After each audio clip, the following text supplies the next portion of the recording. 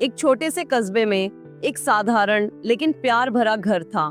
इस घर में रहते थे दो भाई, अजय और विवेक, उनकी माँ और दादी। अजय बड़ा बेटा था, गंभीर, पढ़ाई में तेज और हमेशा सोच में डूबा रहता। विवेक छोटा, चंचल, शरारती और हंसमुख। माँ हमेशा सुबह जल्दी उठकर बच्चों के लिए नाश्ता बनाती, दादी बच्चों के कपड़े तैयार करती और स्कूल की तैयारी में मदद करती। घर में डिसिप्लिन और प्यार का परफेक्ट बैलेंस था। अजय हमेशा अपने कमरे में बैठकर किताबें पढ़ता, विदेश से पढ़ाई करके आया हुआ, बेहद होशियार, स्मार्ट और हर किसी को पहली नजर में प्रभावित करने वाला।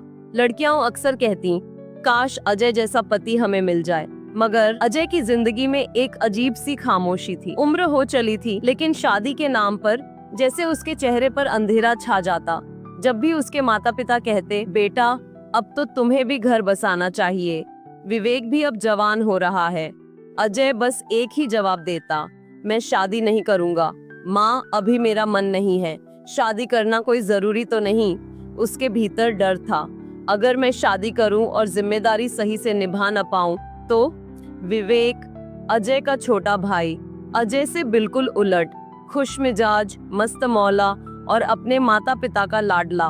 वो कहता, भैया आपकी उम्र हो चली है, अब तो मुझे भी आप पर शक होने लगा है कि कहीं। लेकिन अजय कभी भी उस पर गुस्सा नहीं करता, क्योंकि वह जानता था कि विवेक बस शरारती है।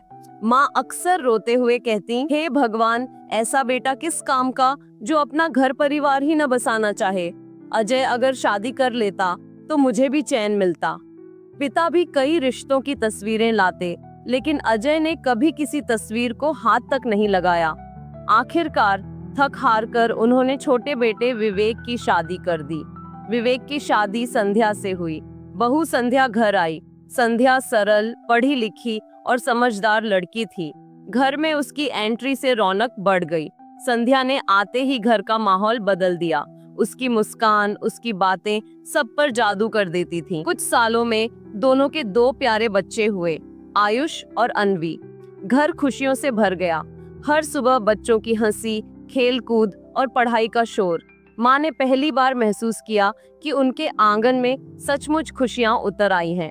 लेकिन इस बीच अजय और भी अकेला होने लगा। वो अपने कमरे में बंद रहता, न किसी से हंसकर बात करता, न किसी के साथ वक्त बिताता।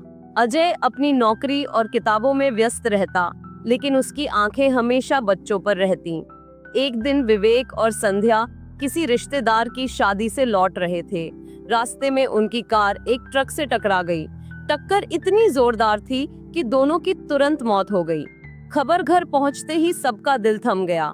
दादी और माँ चीख चीख कर रोने लगीं। आयुष और अन्वी बेबस अपने कमरे में बैठे रो रहे थे। अजय के कदम जम गए। उसने देखा, उसका परिवार बिखर गया था। उसके सामने सब बदल गया था।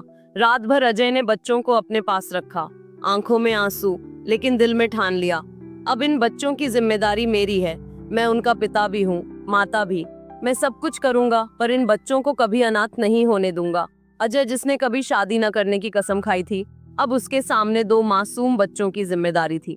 पहले दिन जब बच्चे अजय के कमरे में आए और बोले, चाचू मम्मी पापा कब आएंगे, अजय की आंखें भर आईं। उस रात उसने आसमान की ओर देखा और बुदबुदाया, विवेक, अब से तेरे बच्चों की परवरिश मेरी जिम्मेदारी है। अजय ने बच्चों को संभालना शुरू किया। सुबह जल्दी उठना, दूध पिलाना, स्कूल के लिए तैयार करना, पढ़ाई में मदद करना, बीमार होने पर रात भर जागना, सब कुछ। पहली रात जब वह बच्चों को सोते देख रहा था, उसने महसूस किया कि जिम्मेदारी केवल शब्द नहीं, बल्कि जीवन बदल देने वाली चीज है। दोस्तों ने पूछा, अजय तुम तो शादी करने से मना कर रहे थे और अब पूरा घर संभाल रहे हो। अजय मुस्कुराया, ये बोझ नहीं, ये मेरी जिम्मेदारी है, और हाँ, ये मुझे बदल रहा है। माँ बाप ने देखा कि अजय अकेले बच्चों को संभालने में थक रहा है। उन्होंने सोचा कि अब अजय को भी जीवन साथी की जरूरत है, जो घर की हर जिम्मेदारी में अजय का साथ दे। उन्होंने एक परिवार में अजय के रिश्ते की बात चलाई और सब कुछ ठीक लगने पर नंदिनी से अजय की शादी कर दी। नंदिनी पढ़ी लिखी, समझदार, शांत और धैर्यवान थी। उसकी पर्सनालिटी में कुछ ऐसा था जो सबका ध्यान खींचता। बच्चे शुरुआत में उसे पसंद नहीं करते थे। अजय भी बच्चों को खुश रखने के तरीके ढूंढता रहता था, लेकिन धीरे धीरे नंदिनी ने अपने प्यार और देखभाल से उन्हें जीत लिया। बच्चे फिर से मुस्कुराने लगे। नंदिनी धीरे धीरे बच्चों का दिल जीतने लगी। वो उन्हें गोद में लेकर कहानियां सुनाती, उनके जन्मदिन पर पूरे घर को सजाती, उनके हर डर को अपने सीने से लगाकर मिटाती। बच्चे उसे माँ कहने लगे। घर की खाली दीवारों में फिर से रौनक लौट आई। नंदिनी पूरी तरह बच्चों में रम गई।